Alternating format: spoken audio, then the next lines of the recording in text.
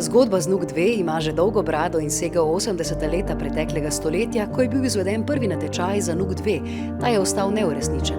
Se bo po vseh letih čakanja na platformo sodobnega izobraževanja in komunikacij to zdaj vendarle spremenilo, se bomo leta 2026 že lahko izobraževali in družili v modernem objektu, ki ga prestolnica potrebuje. O tem torej z ravnateljem Narodne in univerzitetne knjižnice Vilijemom Lebanom, enim največjih strokovnjakov za knjižničarstvo pri nas. Lep dober dan želim. Dober dan, pozdravljeni. Torej, gospod Leban, že od 70. let prejšnjega stoletja poslušamo o skorajšnjem začetku gradnje NUK 2, že kar notoričnega, nekajkrat je bil že tik pred realizacijo. Izgledalo je res obetavno, izdelali so se načrti, projekt se je dopolnjeval, posodabljal, a prva lopata ni bila zakopana. Zakaj verjamete, da bo zdaj drugače? Prva lopata ni bila zakopana, je pa bil postavljen temeljni kamen celo enkrat. Kam so ga odstranili, jaz ne vem, bi pa ga z velikim veseljem pokazal. No, ta zgodba, ki ste jo omenili, je precej daljša in sicer sega že v 70. leta. Že takrat so ugotavljali v NUK-u, da nimajo dovolj prostora, predvsem za gradivo. Takrat je bilo predvsem ključno vprašanje, kam z naraščajočim pritokom gradiva, kam to gradivo pospraviti. Na tej lokaciji, na kateri smo zdaj, na Turjaški, v Plečnikovem NUK-u. In takrat je takratni ravnatelj Jaro Dolar šel po njegovem pričevanju do izvršnega sveta in tam dobil jasna in trdna zagotovila, da bo država zgradila dodatne prostore, se pravi to, kar danes rečemo NUK 2. In zdaj ta zagotovila so, predsednik vlade, torej Robert Golob, napoveduje, da bo zgodba NUK 2 sklenjena že celo leta 2026. Vas glede na to dolgo brado projekta, kot ste zdaj tudi sami omenili, skrbi, da se kaj zalomi ali ostajate optimistični? Sam ostajam optimističen, je pa kar nekaj mojih znancev izrazilo neko previdnost glede prevelikega navdušenja, morda prevelikega pričakovanja, ker mi pripovedujejo, sam takrat nisem delal v NUK-u, da se je konec 90-ih že intenzivno govorilo o preselitvi v nove prostore. Kolegi to znajo zelo barvito povedati, da so že s kakšnimi izrazi izbirali zavese za pisarne, tepihe, barvne kombinacije in torej, tako naprej. tik pred. Vsi so računali že, da bodo samo še opremo izbrali in se preselili. No, takrat, kot sem omenil, zazidanemu temeljnemu kamnu, ni bilo iz tega nič. Ta gradbena jama, kjer so potekale arheološke raziskave, je bila potem zasuta, narejeno neko provizorično parkirišče, ki ga poznamo še danes. Se pravi, ta zgodba traja od takrat, ko se je resno pričakovalo, da bo NUK zgrajen, tudi v kratkem odprt, je že približno 30 let. Pred nekaj leti ste dejali, bom kar citirala tale stavek, trdno verjamem, da se bo gradnja začela še v tem 4-letnem mandatu. Če nam bodo vse odločevalske zvezde naklonjene, bi lahko novi NUK 2 v tem času tudi odprli. Torej, bili ste optimistični že prej, pred 2 leti in pol ste to dejali, takrat je bila vlada Janeza Janše. Kaj se je tako zelo spremenilo? Zakaj so vam zdaj menite, da te odločevalske zvezde bolj naklonjene kot pod Šarčevo in pod Janševo vlado? No, je tukaj ta politična volja, bi rekli, da je tudi to posredi? Je seveda tudi ta politična volja, ki pa je tudi pri prejšnjih vladah ni bilo tako malo, moram povedati.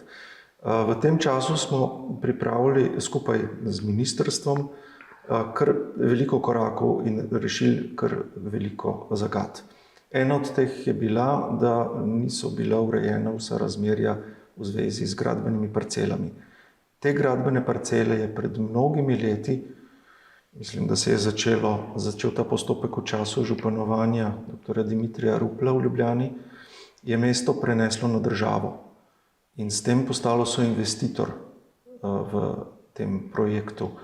Medtem se je projekt zamenjal, prostorov za mesto v novem projektu ni bilo, tako da smo morali rešiti to vprašanje in še prejšnja vlada je mestu poplačala ta zemljišča, tako da je zdaj samo država investitor v tem projektu.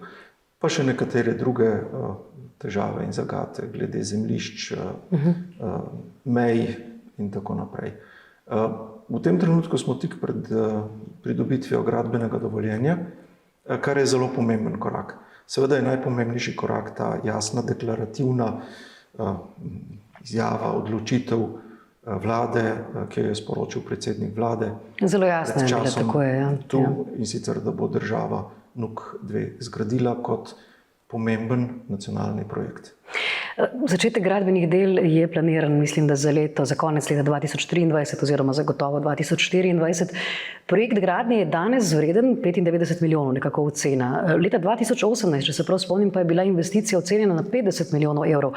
Gre tukaj za vpliv energetske krize, podražitve surovin, odkje ta, kako bi rekla, podražitev, skok ni tako majhen, glede na to, da je bilo 30 milijonov že porabljenih za neke druge stvari prej v času, ne? Pri prejšnjem projektu arhitekta Marka Mušiča, mislim, da se je ta vsota gibala okrog 10 milijonov porabljenih sredstev za vse, kar je zaobsegala. Za sam ta projekt je bila narejena ocena vrednosti projekta še v času idejne zasnove. Ta prva, v času idejne zasnove, in sicer pred 10 leti. Letos poteka 10 let namreč od mednarodnega natečaja, na katerem je projekt Biroja Bevk-Perović zmagal. Od takrat naprej se nekaj let, približno 7 let, ni zgodilo kaj veliko in v zadnjih letih, recimo, pospešeno pač pridobivamo vsa ta dovoljenja, izdelujemo načrte. Medtem smo nekoliko tudi spremenili koncept same knjižnice, ampak mogoče o tem malo kasneje. Torej zato ta podražitev, bi rekli, oziroma zaradi koncepta, ki ga je torej... Je predvsem posledica, da te ocene trajajo že 1 desetletje. Ja, in se spreminja vse skupaj. V zadnjem letu pa smo seveda priča inflaciji, povečanju inflaciji, podražitvi surovin, verjetno, ja. Surovin in vsega, in so te ocene seveda narejene zdaj na te zadnje cene. Upamo, da bo v teh okvirih ostalo, prav prepričan, odkrito rečeno pa nisem. Če greva zdaj še mogoče k tistim malce bolj navdihujočim vsebinam, že zdaj je NUK ena ključnih točk Univerze v Ljubljani, kjer študenti študirajo, pišejo seminarje, diplomske, magistrske naloge. Kakšni so se tudi tukaj zaljubili v teh prostorih, srečali, stkali prijateljstva.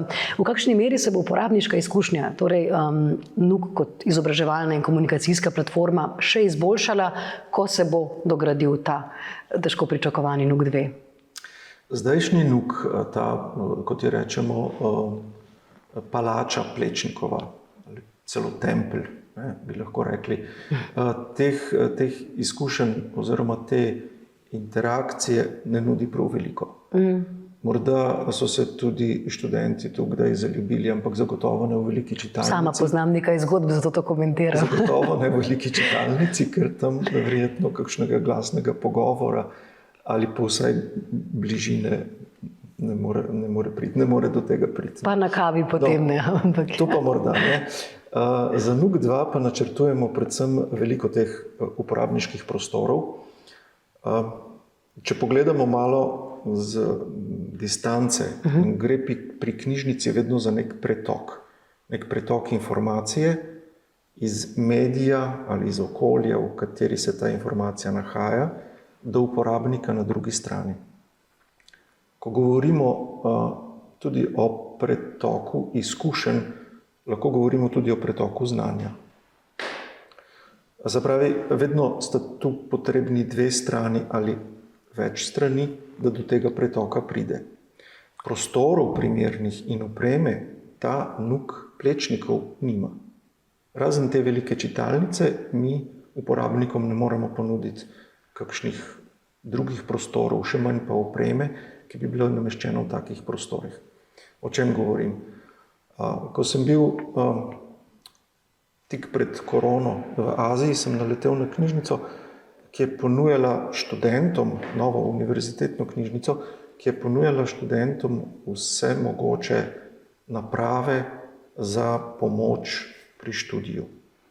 Tudi elektronske torej, ne? Celo tako daleč so šli, da so celo to tehnologijo teh oblek za motion capture, za izdelovanje filmskih prizorov, 3D kombinirane animacije. Omogočili uporabniku torej, ja. Omogočili uporabnikom, da to uporabljajo v knjižnici oziroma da si to opremo v knjižnici tudi ne samo izposodijo, ampak tudi uporabljajo in da tudi dobijo neko osnovno podporo, navodilo pri osebju. In to zdaj ta NUK novi, boste šli tako daleč, bomo lahko tudi takšne virtualne svetove vstopali? Delno lahko. Prav teh naprav za snemanje 3D filmov s pomočjo te tehnologije je bil, mislim, da najprej posnet Titanic in potem še mnogi filmi, ki so sledili. Prav tega ne moremo obljubiti, lahko pa obljubim mnogo prostorov, v katerih bo tudi precej sodobna tehnologija, kot so 3D tiskalniki, morda laserski izrezovalniki, studio za snemanje, morda tudi takih pogovorov z vsemi potrebnimi. Torej multimedijsko na nek način tudi središče v tej luči. Tako nekako. Po svetu je že postala praksa v nekaterih okoljih, da knjižnica omogoči ali univerza omogoči študentu, ki diplomira, da pripravi tudi nek predstavitveni video za bodočega delodajalca. Ni nobene ovire, da ne bi tudi mi omogočili v novih prostorih študentu nekaj takega. Po univerzah imajo tudi karierno svetovanje. Zato potrebujete seveda svoje prostore, osebje in tako naprej, da se to dogaja. Po svetu imajo veliko prostorov, kjer študenti skupinsko študirajo ali pripravljajo, delajo na določenem projektu. Zato potrebujejo prostor, potrebujejo tehnologijo in potrebujejo informacijsko pomoč. Vse to nameravamo ponuditi tudi našim študentom v novih prostorih. Ali pa denimo nočno čitalnico. Marsikdo nima prav možnosti študirati v nočnih časih. Vsi, ki smo kdaj študirali, vemo, da je kdaj potrebno študirati tudi. Pa da včasih ravno najbolj paše študirati po noči, ko so se umiri. No, in tako nočno čitalnico bomo omogočili tudi v teh prostorih. Torej ne le fitness za telo, ampak tudi fitness za možgane bo zdaj mogoče z NUK-om. Dobro, sami ste odprli to temo digitalizacije, virtualni svetovi, umetna inteligenca, elektronske knjige. Ob vsem tem se marsikdo v 21. stoletju vpraša, pa zdaj ste sami povedali, da to ni tako, da lahko gre tudi knjižnica v korak s časom, ampak se vprašajo mlajši posebej, pa kdo potrebuje knjižnice? Pravijo, pa sej ne beremo, čeprav so cel dan na tistih svojih pametnih telefonih, pametnih napravah. Kako bi tem skeptikom odgovorili? Najprej pogledamo dejstva. In dejstvo je, da se tiskani mediji še vedno tiskajo. Tu ne govorim toliko o časopisju ali pa o revijah, ker vemo, da se je predvsem znanstvena komunikacija praktično v celoti preselila v digitalno okolje. Je pa, denimo v Sloveniji, na leto natisnjenih okrog 5000 naslovov. Velik del od tega so sicer učbeniki, pa kljub temu je približno polovica tudi drugih delov, pa dobra polovica. Kar pomeni, da ta medij še vedno živi. Nekaj podobnega so govorili v času, ko je prišla televizija, pa so vsi prerokovali, da bo radio umrl. Ko je prišel pred tem radio, so vsi prerokovali, da bodo časopisi umrli. Vsi ti mediji v morda nekoliko skrčeni obliki še živijo naprej. Mi še vedno poslušamo radio, gledamo televizijo, veliko smo v zadnjem času na internetu, ampak še vedno beremo tudi tiskane medije. Vsak od nas vsake toliko vsaj vzame v roko. Pred časom smo imeli knjižni sejem. Na knjižnem sejmu je ta produkcija slovenska, samo slovenska, kar pestra. Eden od večjih dogodkov sejemskih v Evropi je knjižni sejem, na katerem se bo v naslednjem letu predstavila Slovenija kot častna gostja. Ta sejem je zelo pomemben, zelo obiskan in na njem je vidno, da tiskani medij ni umrl, da še veselo živi. Tako da kar veliko razlogov je. Za nas ni toliko pomembno, kje se nahaja informacija, kako je shranjena informacija. Za nas je pomembno, da je uporabnik lahko čim hitreje in čim lažje dobi. Spet govorim o tem pretoku med informacijo ali pa samim zapisom in uporabnikom in potem uporabo te informacije. Se pravi, tem uporabnikom želimo omogočiti vse metode, s katerimi pridejo do informacij. Torej ta spremenjena uporabniška izkušnja, če smem reči, ne, se pravi, te mediji, kot ste omenili, ne, torej tiskani in televizija, radio, to seveda vse ostaja, ampak smo se razvadili, ne, želimo vse imeti tako, da sami odločamo, kaj bomo poslušali, ne maramo, da nam nekdo kurira. Bo tudi v tej luči pristop drugačen v knjižnici, bodo imeli uporabniki, ne vem, večjo dostopnost, moč nekako svoje uporabniške izkušnje na drugačen način kot tukaj? Mi želimo narediti uporabnike, kolikor se le da, samostojne. Samostojne pri iskanju informacij. Vendar jih je treba za to tudi opremiti in usposobiti. Se pravi, mi načrtujemo tudi, pravzaprav NUK že sedaj izvaja kar obsežen izobraževalni program, ta se bo pa moral v novih prostorih še bolj intenzivirati. Zato imamo denimo kar 2 računalniški učilnici v NUK-u. Ena je v okviru izobraževalnega središča za knjižničarje, ki bo tudi sestavni del tega objekta. Druga je pa računalniška učilnica za uporabnike, kjer načrtujemo, da bomo s sistematičnim informacijskim opismenjevanjem, kot temu tudi rečemo, uporabnike usposobili za čim bolj samostojno iskanje, pridobivanje, vrednotenje in uporabo informacij. Če sem zdaj zelo splošen in tako nekako.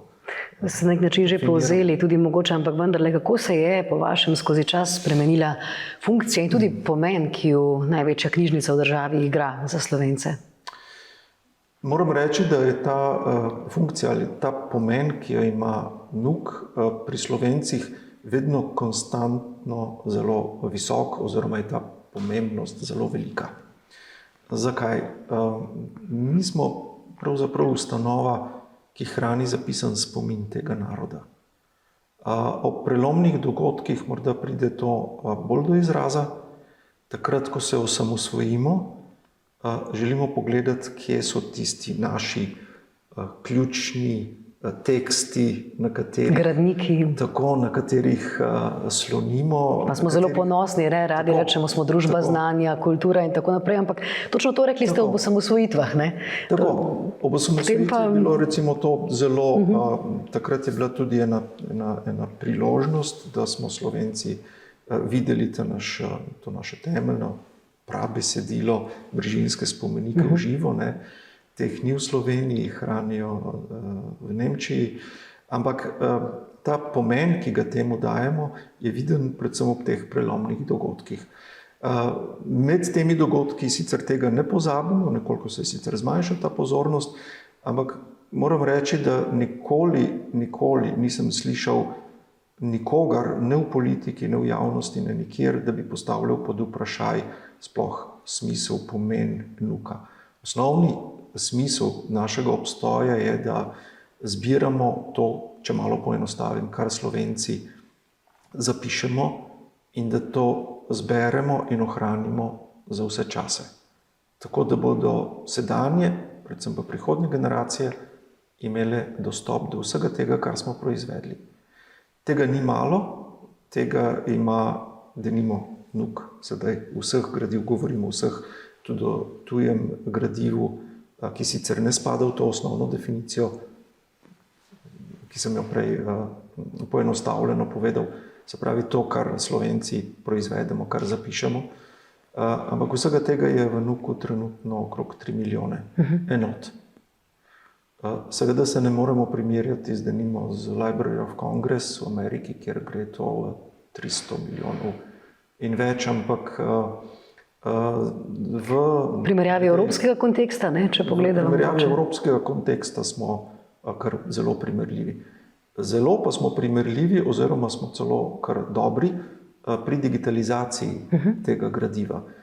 Če primerjamo stanje po evropskih državah glede na število prebivalcev, se pravi nek relativni podatek. Potem je kolegica zadnjič prišla z preračunom, da smo tu nekje na 4. mestu v Evropi po številu digitaliziranih, mi jim rečemo objekti, na prebivalca.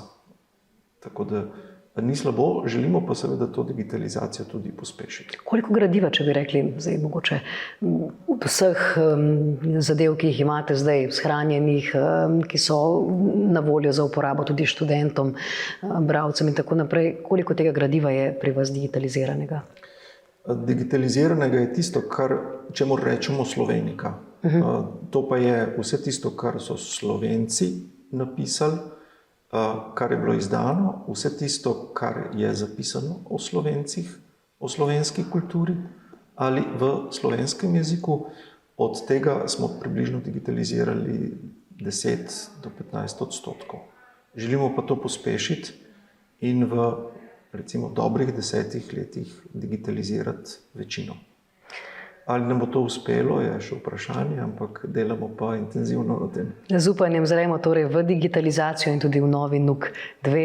Tole je bila Beletrinina debata. Najlepša hvala, gospod Leben, da ste bili naš gost. Hvala tudi vam.